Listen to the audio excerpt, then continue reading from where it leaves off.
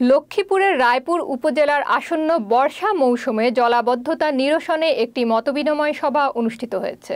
বৃহস্পতিবার বিকালে উপজেলা পরিষদ সম্মেলন কক্ষে এই সভায় সভাপতিত্ব করেন ইউএনও মোহাম্মদ ইকবাল। সভায় উপস্থিত ছিলেন উপজেলা সেনা অফিসার ক্যাপ্টেন রাহাত, সহকারী কমিশনার ভূমি শাহেদ আরমান, উপজেলা পরিষদের কর্মকর্তা, পৌরসভা প্রতিনিধিরা, জনপ্রতিনিধি, সাংবাদিক, শিক্ষক, উন্নয়ন কর্মী ও সুশীল সমাজের নেতারা। সবাই ইউএনও মোহাম্মদ ইমরান খান বলেন, জলাবদ্ধতা রায়পুরবাসীর দীর্ঘদিনের সমস্যা। বর্ষার আগেই তাৎক্ষণিক এবং দীর্ঘমেয়াদী পদক্ষেপ নিতে হবে।